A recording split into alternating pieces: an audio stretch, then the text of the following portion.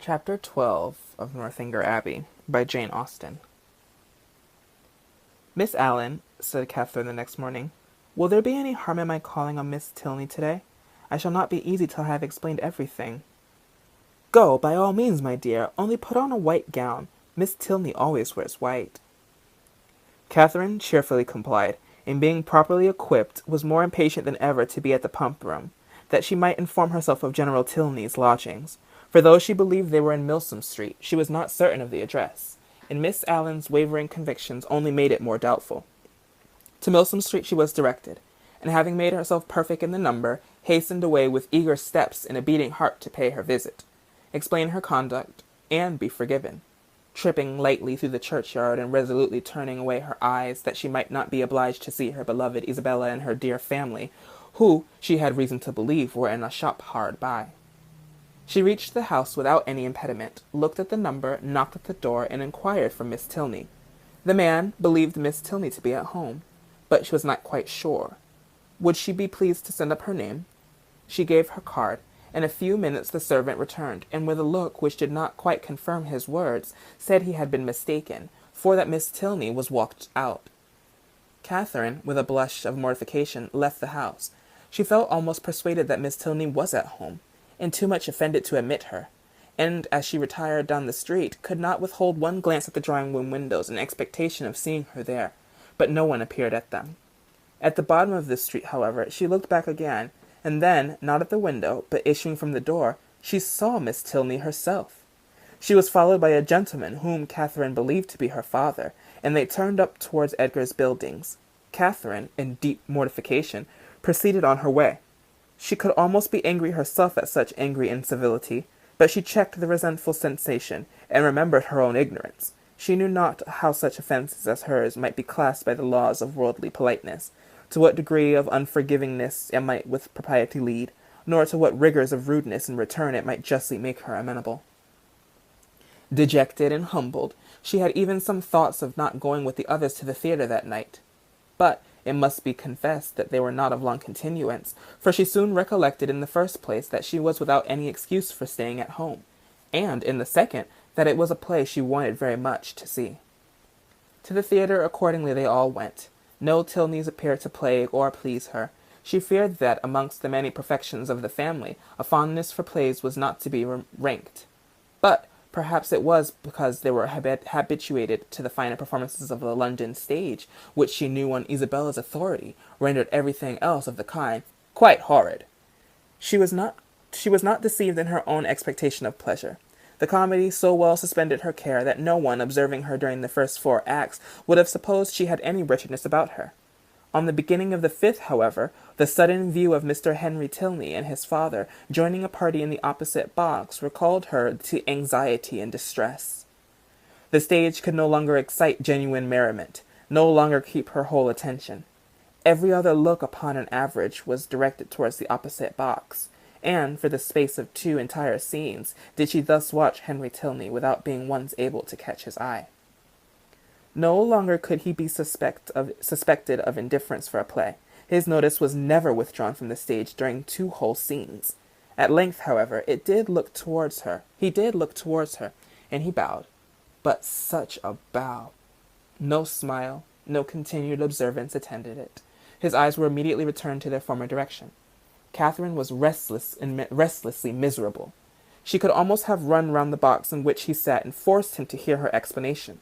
Feelings rather natural than heroic possessed her. Instead of considering her own dignity injured by this ready condemnation, instead of proudly resolving in conscious innocence to show her resentment towards him who could harbour a doubt of it, to leave him all the trouble of seeking an explanation, and to delight him on the past only by avoiding his sight or flirting with someone else, she took to herself all the shame of misconduct, or at least its appearance, and was only eager for the opportunity of explaining its cause.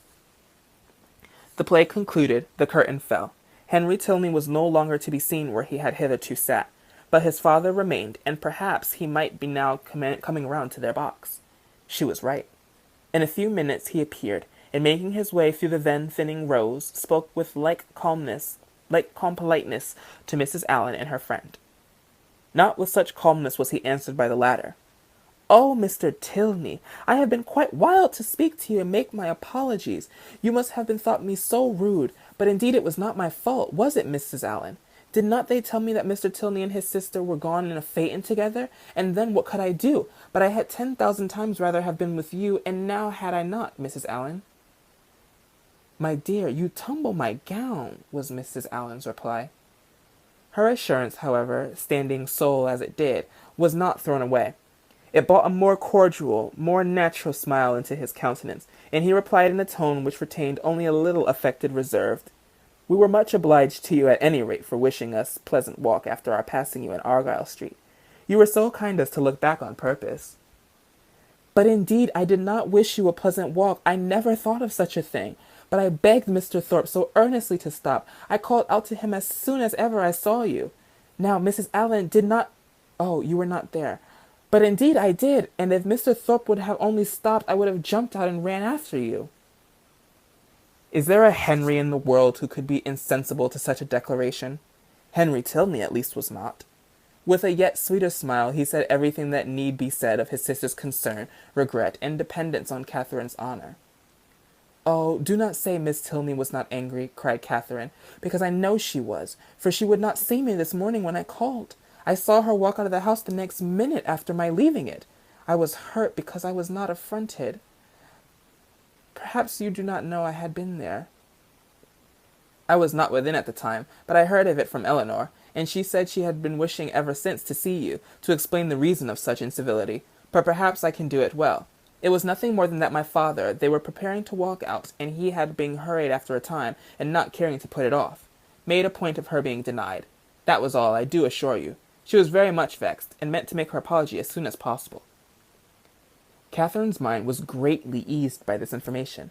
Yet a something of solitude remained, from which sprang the following question, thoroughly artless in itself, though rather distressing to the gentleman. But, Mr. Tilney, why were you less generous than your sister? If she felt such confidence in my good intentions and could suppose it would be only a mistake, why should you be so ready to take offence? Me? I take offence? Nay, I am sure by your look, when you came into the box, you were angry. I angry? I could have no right. Well, nobody would have thought you had no right to who saw your face.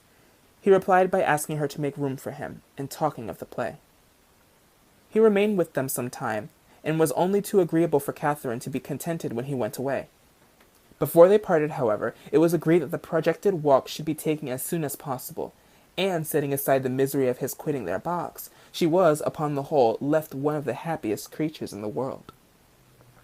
While talking to each other, she had observed with some surprise that John Thorpe, who was never in the same part of the house for 10 minutes together, was engaged in conversation with General Tilney, and she felt something more than surprised when she thought she could perceive herself the object of their attention and discourse. What could they have to say of her? She feared General Tilney did not like her appearance. She found it was implied in his preventing her admittance to his daughter, rather than postpone his own walk a few minutes.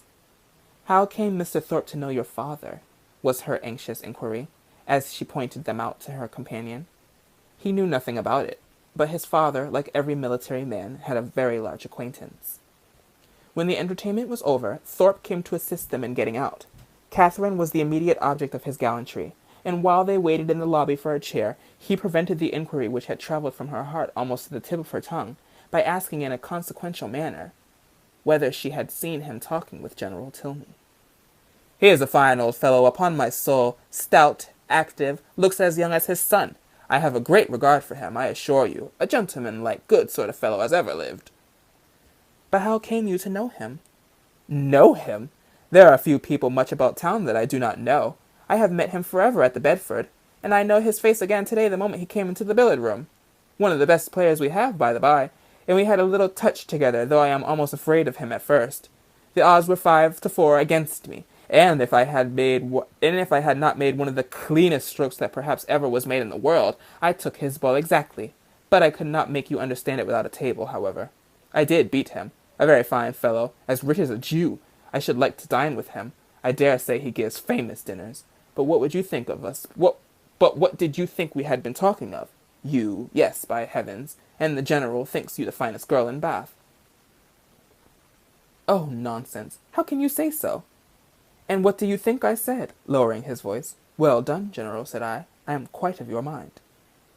Here Catherine, who was much less gratified by his admirations than General Tilney's, was not sorry to be called away by Mr. Allen. Thorpe, however, would see her to her chair, and, till she entered it, continued the same kind of delicate flattery, in spite of her entreating him to have done. That General Tilney, instead of disliking, should admire her, was very delightful, and she joyfully thought that there were not one of the family whom she need now fear to meet. The evening had done more, much more for her, than could have been expected. End of chapter 12.